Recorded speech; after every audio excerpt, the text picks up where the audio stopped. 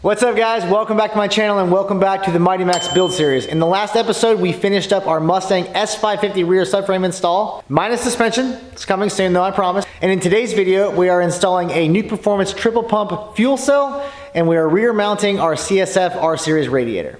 Shout out to Nuke Performance for helping to make this all possible. Here's our first look at the new cell and roughly the location that's gonna end up in. It's gonna sit a little bit lower than this, but this is the general idea, and then we're gonna mount the radiator on the down bars right here. It's gonna be very much like a pre-runner or an off-road truck aesthetic, which I originally didn't love, but the more I've looked at it, the more I like the idea. And the plan is to try to mount it just below or at this window line here so that we're not obstructed when we try to look out the back window. It's not a huge concern, but I think it would look better aesthetically. So that is the plan. Quick rundown on this fuel cell. This is Nuke's 16-gallon Alu cell. It's anodized black, and it has the triple pump surge tank assembly that is built in. So you drop this thing in, we've got a single Walbro 450 lift pump here, and then we've got two high pressure pumps on this side.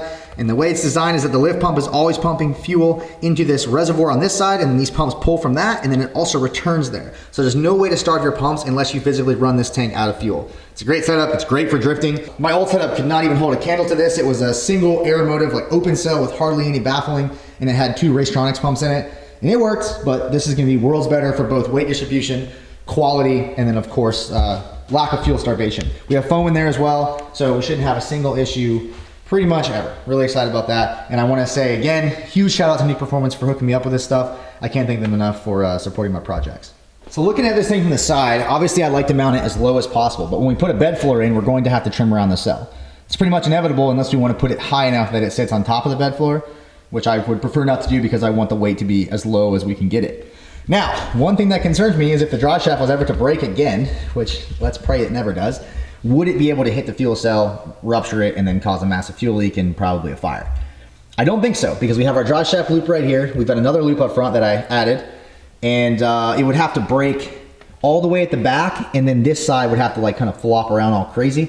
I know it's hard to see with a box and a bucket in there, and I'll get that out of the way here shortly, but that's kind of what's on my mind, is worrying about that stuff hitting, but also how low I can put it. So right now, you know, maybe we can drop this down about an inch, and then the front will just match accordingly. And then we also don't want to go so far forward that when we put our bed on, the cross piece that I may or may not modify is obstructed by where the cell is. So those are all things I got to think about. And I think what we're going to do for this is just a single 3/16 tab that comes off the side like this. We have a little mock-up tab right here. It's going to go something like that.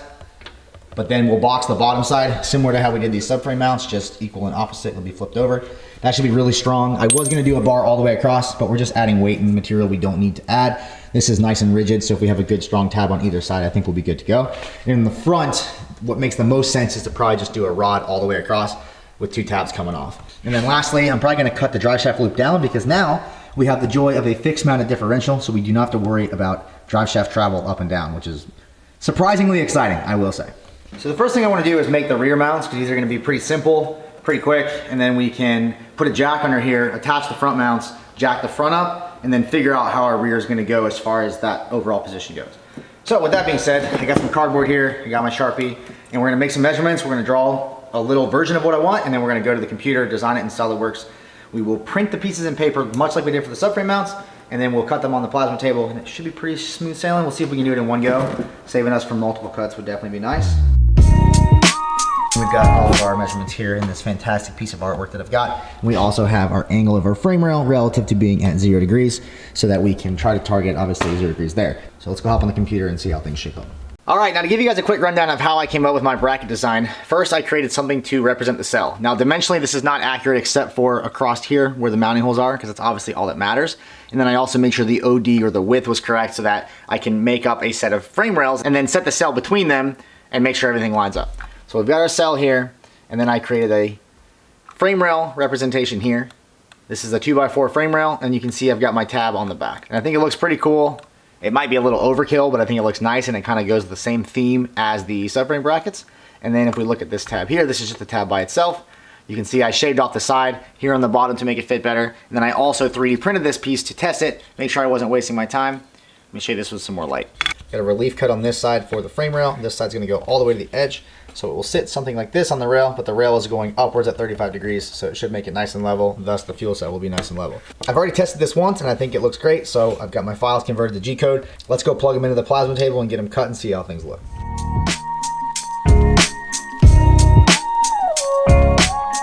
pieces cut out. I went ahead and tacked that side on. You can see it on the right side of the frame.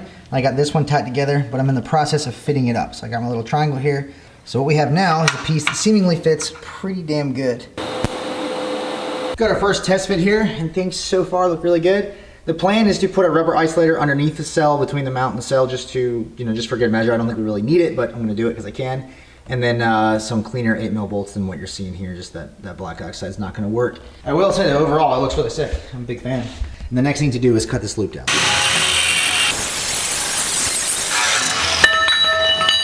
After much deliberation, I finally have a front mount design. Now this is small, but it's thick wall and it's very stout. And the reason being is we're gonna run it all the way forward on our bed mounts going across here. And it's gotta be all the way up so that I can fit the 3.5-inch exhaust through the spot where it used to go, which it comes up and snakes through this area here. It's still gonna change when it gets to the subframe, but I wanna utilize what I can, where I can, so we're gonna try to save that material there. I'm gonna get this welded in and I'll show you the cell in place. With the fuel cell in place, it looks pretty good. I'm pretty happy with it overall. Everything lines up, everything's there. But it just bothers me. I don't know what it is. I just think the square tubing looks bad. It just feels out of place. It feels like it looks cheap. I don't know what other options I really have. I'm not gonna come down from the cage and hang it. I'm not gonna come up with a single standoff on either side because it's gonna have to be really overbuilt for that.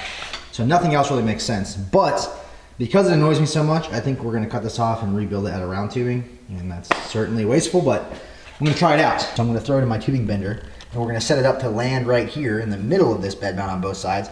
And we're gonna come out and up. Well, I didn't bend the bar either, but I just put my head down and worked on it forever, and this is what we came up with. So with a little bit longer tab here, we didn't have to worry about bending this bar, which is nice, made things a little easier. But anyhow, let's get the cell in place, and then we can move on to our radiator mounting. Here we have the first look at our final product. We got all the bolts in, we got our little remote filler kind of mocked up.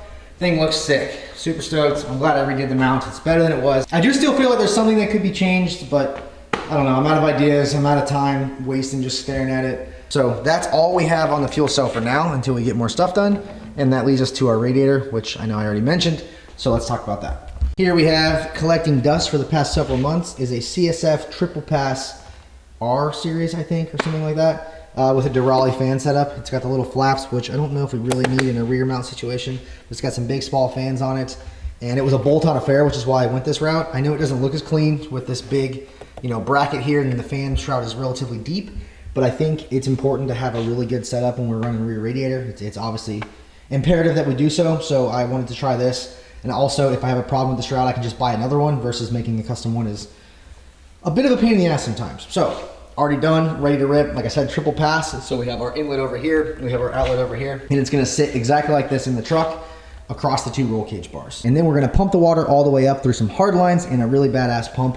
Let me show you guys the pump. So when I started, I was gonna run this Davies Craig guy right here. And these are cool, look like little turbos, but they only flow 43 or 42 gallons per minute, which is just a little short of what I've seen everyone else run, although I know some guys do run this, so we stepped up to something a little bit better. Here she is in all her glory, the Mazir WP361. This is a single outlet direct mount, all billet water pump. These are super common in drifting and I guess high performance street cars. But it's really sick for rear mount because it flows 55 gallons per minute versus the Davies Craig at 42. And it's direct mount to the radiator, so we're gonna use this flange. And we're gonna weld this to the bottom at the driver's side, lower side. And then we're gonna pump it straight from here, straight up to the front. I already have a really good idea of where this is going to exist on the bottom tank of the radiator, and I don't think we're gonna have any clearance problems. So for right now, I'm gonna leave it on the bench and we're gonna go work on mounting this radiator up.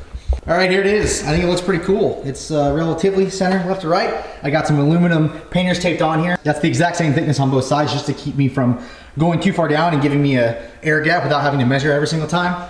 And it's almost below the window line. Not quite. Maybe that's an exaggeration to even say almost, but it's not bad. We can still see, above from the rearview mirror. And we are running the Wolfbox rearview mirror that I've never actually wired up, but it's a live camera feed 24/7.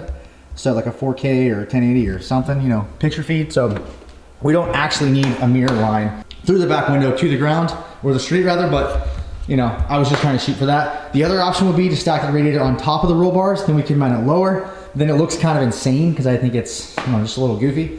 So I think this is where we're gonna run it. As far as the fuel cell goes, we got plenty of room down here. I am a little concerned with ducting and how we're gonna get there, but I think it's worth it to run it on the downside of the bars because it looks better, and not necessarily pick aesthetics over performance, but try to make it work, With 3D printing technology and shit, we can probably build some ducts. It'll be pretty sick. So I've played with a couple different mounting ideas for the bottom of this radiator, and what I've come up with that I think is the best option is to use an M8 isolated studded rubber mount, meaning these two studs are connected solely by this rubber here, and it should keep all the vibrations out of the radiator. Because this cage is connected to the chassis and everything else up front, it's all one unit, we want to try to not crack this thing. So the plan is to take a bung like this. I'll cut this stud down right here a little bit, weld it to the bottom, and then it will stick out like this, and that way when I go to install it, I'll have a tab like so on the frame like this, and I'll line it up, and then all I'll have to do is position these two, put the stud through there, mount the upper side of the radiator, and then we can come down and put our nuts back on. So what I'd like to do is weld this to the tank.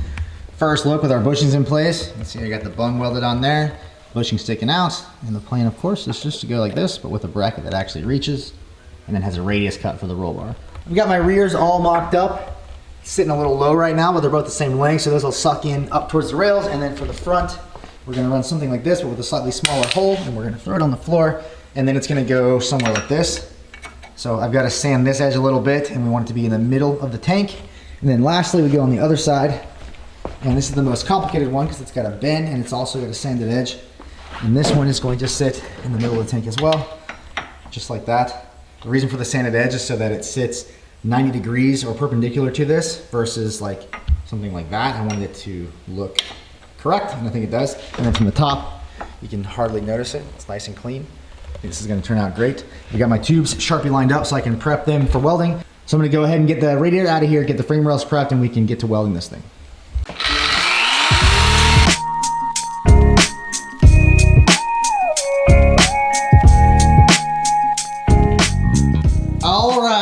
We have a fucking radiator in place and a fuel cell. I went ahead and threw that in so we can get an idea of what it all looks like together. I've wanted to see this for a while, and short of having someone hold it for me, this is the first time we got to look at it.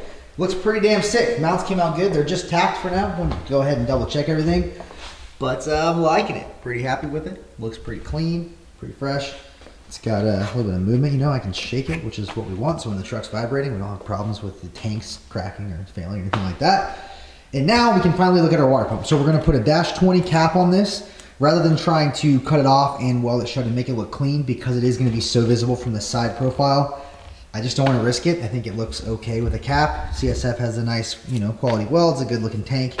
And why risk that with a potential poor cap job? So here is our water pump right here. And while I don't have the flange bolted to it, this is what our flange looks like, and it sits like this. So the plan is just to assume that's there, but thickness wise we have plenty of room. And then the pump is gonna go something like that. Now I can't go all the way down because of the way the tank's shaped. So go somewhere like that. I think it's gonna look pretty damn sick. We're probably gonna change this fitting out to a straight fitting, but maybe I can clock it up. Maybe that might be a little too high, that's kind of goofy.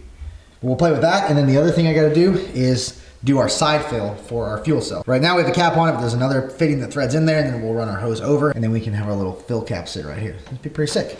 All right, we got the water pump torn down. I've got it bolted to my flange, and eventually, once it's welded on, we'll just bolt the pump back on.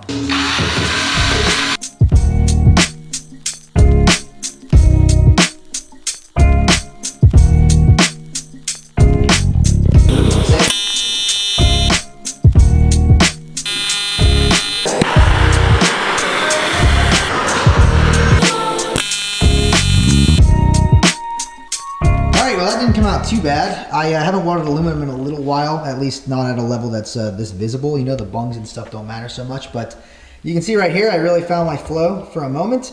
Then my glove got hot and I bobbled here. And then on this side, I should have taken the time to find a more comfortable position. You can tell it's a little shaky there with the torch.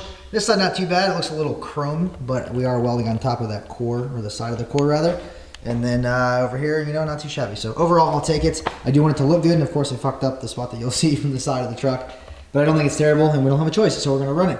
So once it cools down, I can bolt the water pump on with the O-ring and everything, and then we can put it in place with the fuel cell. It'll be the first look at all these components together in their final positions, and we can see if the possibility of ducting is there. I'd love to come from around the cell or above or behind or whatever in front of the cell and then up and build some sort of duct that feeds this. I don't know if we need it, but it'd be a cool option to have. So let's go get it bolted in and see what that looks like. All right, here she is in all her glory. Everything is mounted up. It came out really good. I finished welding these tabs off camera, and they came out nice. It was pretty tough to weld. I might add a gusset, something like this, but without this rolled edge. to this location here on both sides, you know, and then on both sides of the cage as well, just to give it some strength. It's uncharted territory for me as far as having this much weight hanging from a 3/16 tab like this. Plus, we still don't have coolant in it, so it's only gonna get heavier. We have the water pump as well. It weighs like 6 pounds. I swear it feels like 10. But yeah, we'll see. I'll play with those ideas as we move forward. But mentioning the water pump, look how sick this thing looks. It came out really nice. We got the dash 20 on here that I said I was probably gonna change, but I think this might actually work in this route because it can just come out like this. Gradually turn. Dash 20 is hard to bend. So, you know, we don't want to go crazy with our radius on it.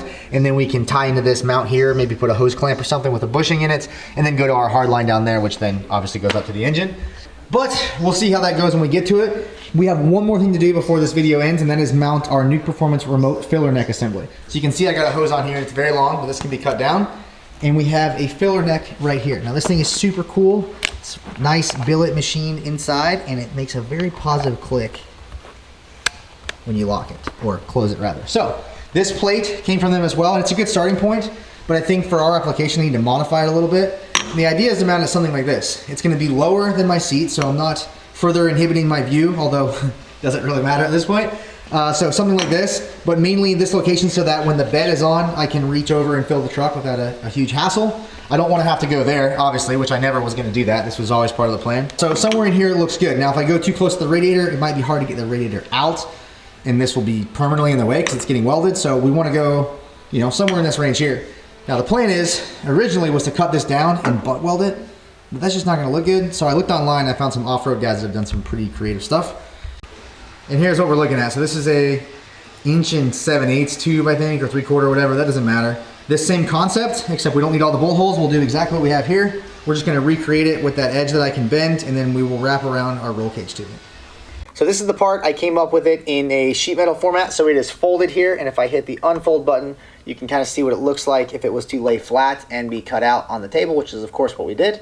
So it looked like that, and I did do 1/8 inch, so I went and bought a full sheet of 4x8 just so I could make this part.